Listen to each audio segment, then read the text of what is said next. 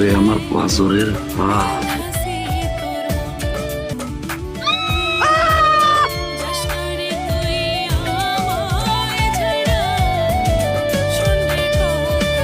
বিশ্বাস করো এই পোলার আমি চিনি না।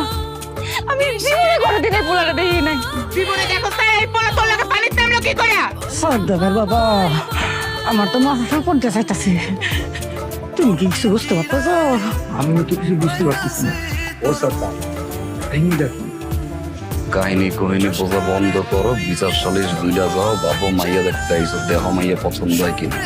এই লোকমান মিয়া, এইসব পারিবারিক নাটক বাড়িতে করতে হয়, জনসম্মুখে না।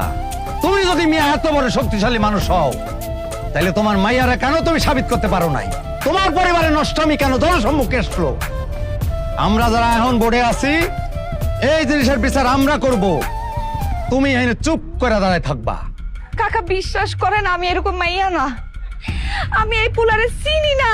এই পোলারে আমি জীবনে কোনোদিন দেখি নাই। আজকে এই পোলাই বাড়ির মধ্যে কেমনে আইছে আমি কইতে পারি না। একটা মানুষ এই জায়গায় বিশ্বাস করতেছে না কাকা। আচ্ছা বুঝছি, তুমি দুধ দিয়ে দেওয়া পোলাই কিছু জানে না, এইসব কাহিনীর মধ্যে আমরা যাইতে রাজি না। তুমি বলো, তোমাকে দুইজনের এই নষ্টমীর কি বিচার হওয়া উচিত? আমি আর কি কমু? আমি তো একটা কথাই বারবার কইতেছি, আমি এই পোলারে চিনি না, চিনি না, চিনি না। তারপর আপনারা বিশ্বাস করতেছেন না। আর কি করতে কন? এই বিচারই তো আর কথা না। এই পোলা, তুমি তো প্রথম থেকে একটা কথাও কইলা না। কও, তোমাকেও কি বিচার হওয়া উচিত? কন, আপনি কন। কি আর কমু কন?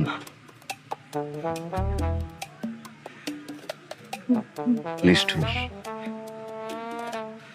মান সম্মান যেহেতু গেছে, এত বড় বিচার সালিশ বইল, আর তো লুকোচুরির কিছু নাই। আমাকে বিয়ে দিয়ে দেন।